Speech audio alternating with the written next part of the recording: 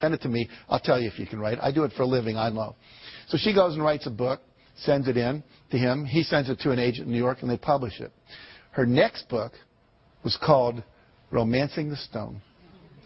The book after that, Jewel of the Nile. Both made into movies with Michael Douglas and Catherine Turner. So what's the deal here? 14, 15 years of her talent wasted because she bought someone else's evaluation of her. My friend Terry Cole Whitaker says, she wrote a book called What You Think of Me Is None of My Business. You know? Do not let other people's evaluations of you control you, okay? It's just an E. Your response is, thank you very much. You keep pursuing your passionate dream, okay? Now, another principle is you've got to drop out of the Ain't It Awful Club. What does that mean? It means you have to surround yourself with positive people. We saw when Marianne's arm went down up here when you all did negative thoughts about her. And how many of you, think about this, where do you spend your time? Is it with positive people or is it with negative people? You have to be very careful about where you put yourself. Jim Rohn said, again, you're the average of the 5 people you spend the most time with. Who do you spend the most time with? They're a mirror back to you at what level your life is actualizing at. If your friends are victims and their lives aren't working and their marriages don't work and they're not making money, that's a reflection back. If you're working out with people and hanging out with people that are at a higher level, then that's a reflection back. And what I teach people is always try to get with the people that are the next level up. You're making $50,000 a year, you want to make $100,000, find some people making $100,000 and spend some time with them, however you have to do that. You know, if you want to be more spiritual, go to some spiritual retreats where spiritual people hang out. Get in their space, learn what they do, how they think, etc.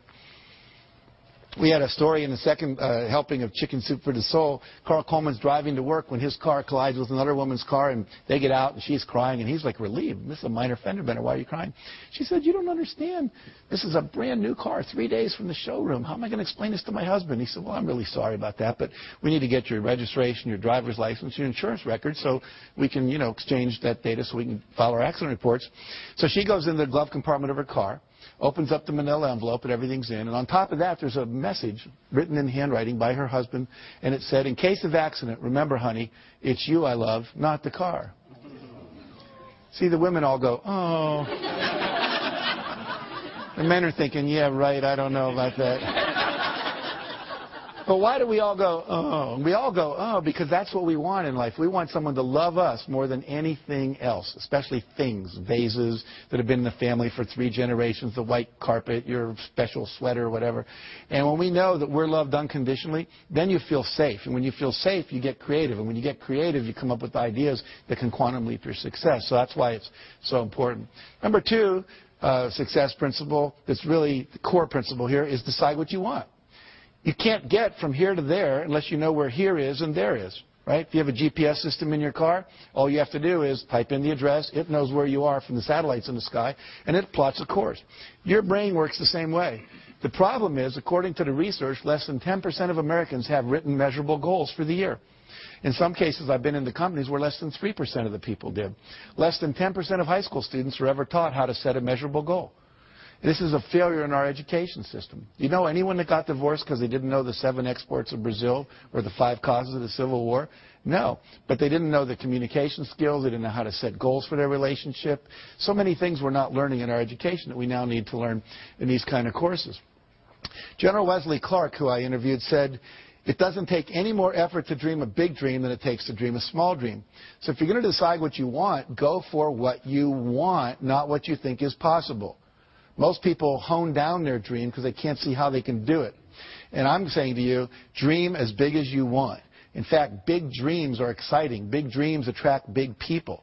If Martin Luther King said, I'm going over to the supermarket in Mississippi, I don't think a whole lot of people would have gone down there with him. But when he said, I want to end racism in America, that was a big dream and it inspired a lot of people to want to play at great personal sacrifice to themselves because it was big enough and worth doing. Walt Disney said, if you can dream it, you can do it.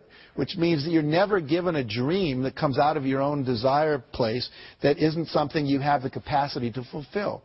You may have to learn some new skills. You may have to partner up with some people. You may need to learn some, how to access some new resources along the way. But all of that is possible if you'll simply dream the big dream. Because the dream doesn't come unless the capacity to achieve it comes with it. Does that make sense? Okay, so trust your dreams. Now, there's 7 dream categories or vision categories that you need to focus on to create a balanced and fulfilling life. Success means having all of this stuff, and I want to walk you through these. Number 1 is financial. What are your goals for your money? How much money do you want to make? How much net worth do you want to achieve? How much money do you want to have when you retire? If you own a business, you have cash flow goals, you have money in reserve goals, you have profit goals, etc. And so we need to have goals clearly set in that arena. Number 2, business and career. What's my ideal vision for my business or my career or my job? You know, I was a high school teacher, and at a certain point I realized I wanted to teach teachers because I just thought I could impact more people. Then I became a teacher trainer. I trained people how to train teachers. And now I'm teaching, you know, on television around the world.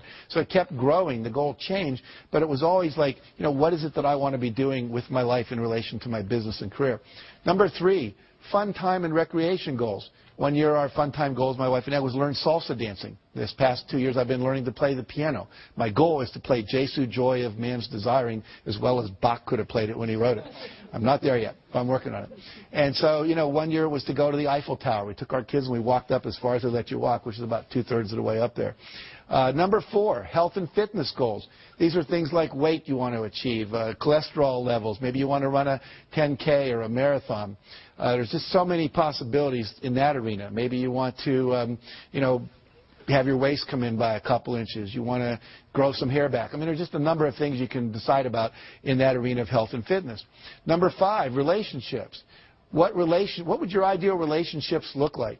One year I decided I didn't have enough male friends. So I created this thing called Boys Day Out. I'd read this article about Kenny Rogers, the singer, and he brought all these athletes down to his ranch in Virginia, and they would spend a week playing all these different games, tennis and soccer and basketball, and I thought, well, I can't do that, but a day a month would be cool. So I asked a bunch of guys that had control of their schedule, lawyers and psychiatrists and people like that, and we created this day, and we would do guy things. We'd pitch pennies, throw baseball cards, play soccer, go to the racetrack, do ice hockey, broom ball. I mean, you name it, we attempted to do it. And it was really a lot of fun. And all of a sudden, I had the guy energy that I needed in my life. Instead of just complaining about not having it, I said, what's my goal? I want this many men friends, and I set out to create it. Number 6 is personal. And this is just things you want to do because you want to do them. You want to write a letter and get it published in the newspaper. You always wanted to act in a play just, you know, because you thought it would be cool, or record a song. Or this could be where your personal growth goals, your spiritual growth goals are.